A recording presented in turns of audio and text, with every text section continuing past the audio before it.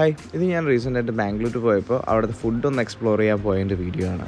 എറണാകുളത്ത് നിന്ന് യശ്വന്ത്പൂരിലോട്ടാണ് ഞങ്ങൾ ട്രെയിൻ ആക്ച്വലി ബുക്ക് ചെയ്തത്. ട്രെയിൻ ഇറങ്ങിയ ഉടനെ ഞങ്ങൾ അവിടെ നിന്ന് ഒരു 2-വീലർ റെൻറ്റിന് എടുത്തിട്ടുണ്ടായിരുന്നു. അത് കഴിഞ്ഞ് നേരെ ഒരു ബാംഗ്ലൂർ സ്റ്റൈൽ മസാല ദോശയും സാമ്പാർ ഡിപ്ഡ് ഇഡ്ഡലിയൊക്കെ കഴിച്ച് ഞങ്ങൾ ബ്രേക്ക്ഫാസ്റ്റ് കംപ്ലീറ്റ് ആക്കി നേരെ ബന്നാർഘട്ട വൈൽഡ് ലൈഫ് സാങ്ച്വറിയിലോട്ടാണ് പോയത്. Bannerghatta wild life sanctuary actually ഒരു ഓപ്പൺ സൂ പോലത്തെ ഒരു സാങ്ച്വറിയാണ്. അപ്പോൾ അവിടെ എന്ന് പറയുമ്പോൾ നമ്മളെ വണ്ടിയിലാണ് മൃഗങ്ങളുടെ അടുത്തേക്ക് കൊണ്ടുപോകുന്നത്. മൃഗങ്ങൾ സാധാ ഒരു സൂ പോലത്തെ ഒരു സൂവും അവിടെ ഉണ്ട്, നമുക്ക് മൃഗങ്ങളെ കൂട്ടിൽ കിടക്കുന്നത് കാണാം. ഇത് കൂടാതെ മൃഗങ്ങളൊരു ഓപ്പൺ സ്പേസിൽ, അതായത് വലിയൊരു അടച്ചു കെട്ടിയുള്ള ഒരു ഏരിയയിൽ നടക്കുന്നുണ്ടാവും. നമ്മളെ ആ ഏരിയയിലോട്ട് നമ്മൾ വണ്ടിയിൽ കൊണ്ടുപോകും. കാറും ബുക്ക് ചെയ്യാം, നമുക്കതുപോലെ തന്നെ ബസ്സും ബുക്ക് ചെയ്യാം. പ്രീ ബുക്ക് ചെയ്ത് പോകുന്നതാണ് എപ്പോഴും നല്ലത്. ഓൺലൈനായിട്ട് ബുക്ക് ചെയ്യാൻ പറ്റുന്നതാണ്, കാരണം അവിടെ ചെല്ലുമ്പോൾ നല്ല തിരക്കുണ്ടാവാറുണ്ട്. അപ്പോൾ നമ്മൾ നേരെ സ്ലോട്ട് ബുക്ക് ചെയ്ത് പോയി കഴിഞ്ഞ് കഴിഞ്ഞാൽ കറക്റ്റായിട്ട് നമുക്ക് നേരെ അവിടെ കയറാവുന്ന രീതിക്കാണ്. അപ്പോൾ ഈ മൃഗങ്ങളെല്ലാം ഈ കൂട്ടിൻ്റെ ഉള്ളിൽ കിടക്കുമ്പോൾ നമുക്കിതിൽ വണ്ടിയിൽ കയറ്റി നമ്മളെ ഈ മൃഗങ്ങളുടെ സ്ഥലങ്ങളിലൊക്കെ കൊണ്ടുപോകും. അതുകൂടാതെ അത് കഴിഞ്ഞ് പുറത്തിറങ്ങുമ്പോൾ ഇതുപോലെ തന്നെ സെയിം കാറ്റഗറി മൃഗങ്ങൾ സാധാ സൂവിലെ പോലെ കൂടുകളിലും കിടക്കുന്നത് നമുക്ക് കാണാവുന്നതാണ്. അവിടെ നിന്ന് ഞങ്ങൾ നേരെ തിരിച്ച് വന്നപ്പോഴത്തേക്കും ബാംഗ്ലൂർ വന്നിട്ട് ഒരു അവിടുത്തെ ഫേമസ് ആയ മേഘ്ന ബിരിയാണി അത് കഴിക്കാതെ പോരുന്നത് എങ്ങനെയാണെന്ന് ഓർത്തിട്ട് നേരെ ഞങ്ങൾ മേഘ്ന ബിരിയാണി കഴിക്കാനാണ് പോയത്. മേഘ്ന ബിരിയാണി എന്ന് പറഞ്ഞ റെസ്റ്റോറൻറ്റിൽ മെയിനായിട്ട് ബിരിയാണീസാണ് അവരുടെ ഹൈലൈറ്റ് എങ്കിൽ പോലും അവരുടെ ഒരു ഒതൻറ്റിക് ആന്ധ്ര സ്റ്റൈൽ കുസിൻ റെസ്റ്റോറൻ്റാണ്. ബാംഗ്ലൂർ ഇതുപോലെ ആന്ധ്ര സ്റ്റൈലായിട്ടുള്ള ഫുഡ് വളരെയധികം ഫേമസ് ആണ്, ആളുകൾക്ക് വളരെയധികം ഇഷ്ടപ്പെടുന്നൊരു ടൈപ്പാണ്. അതിൽ തന്നെ വൺ ഓഫ് ദ ബെസ്റ്റ് റെസ്റ്റോറൻറ്റുകൾ ഒന്നാണ് മേഘ്ന ബിരിയാണീസ്. അപ്പോൾ ഇവിടുത്തെ ഫുഡിൻ്റെ പ്രത്യേകത എന്ന് പറഞ്ഞാൽ വളരെയധികം സ്പൈസി ആയിരിക്കും. ആന്ധ്ര ഫുഡുകൾ എപ്പോഴും ഇത്തിരി സ്പൈസി ആയിട്ടുള്ള ഫുഡാണ്.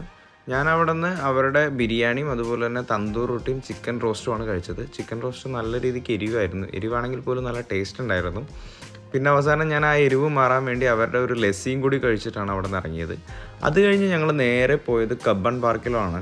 ഈവനിങ്ങിൽ അവിടെ വന്നിരിക്കുന്ന നല്ല രസമാണ്. ആളുകളെല്ലാം ഒരു റിഫ്രഷ്മെൻറ്റിന് വേണ്ടി വൈകുന്നേരത്തെ ഒരു എക്സസൈസോ അല്ലെങ്കിൽ ഒരു ഈവനിങ് ടൈം സ്പെൻഡ് ചെയ്യാൻ വരുന്നൊരു ഏരിയയാണ്. അത് കഴിഞ്ഞ് ഞങ്ങൾ നേരെ MG റോഡിലോട്ട് പോയായിരുന്നു. MG റോഡിൽ ചെറിയൊരു ഷോപ്പിംഗ് ഒക്കെ നടത്തിയിട്ട് തിരിച്ച് ഞങ്ങൾ റൂമിലോട്ട് വന്നിരുന്നു. റൂമിൽ വന്നു കഴിഞ്ഞിട്ട് ഞങ്ങൾ ഡിന്നർ കഴിക്കാനായിട്ട് റൂമിൻ്റെ അടുത്ത് തന്നെയുള്ള സിൻഡേഴ്സ് എന്ന് പറഞ്ഞൊരു റെസ്റ്റോ ബാറിലാണ് പോയത്. നല്ല കിടിലനായിട്ട് ഇൻറ്റീരിയറൊക്കെ സെറ്റ് ചെയ്തിട്ടുള്ളൊരു റെസ്റ്റോ ബാറാണ്. ഉള്ളിലൊരു സ്വിമ്മിംഗ് പൂളൊക്കെ ഉണ്ട്. അപ്പോൾ അതിൻ്റെ അടുത്തായിട്ട് നമുക്ക് ഇവിടെ ഇരുന്ന് ഒരു ടേബിളിൽ ഫുഡൊക്കെ ഓർഡർ ചെയ്താണ് ഞങ്ങൾ കഴിച്ചത്. ഞങ്ങൾ അവിടെ നിന്ന് ഗ്രിൽഡ് ചിക്കനും അതുപോലെ തന്നെ ഒരു സൂപ്പും പാസ്തയുമാണ് ഓർഡർ ആക്കിയത്. നല്ല ടേസ്റ്റൊക്കെ ഉണ്ടായിരുന്ന ഫുഡായിരുന്നു.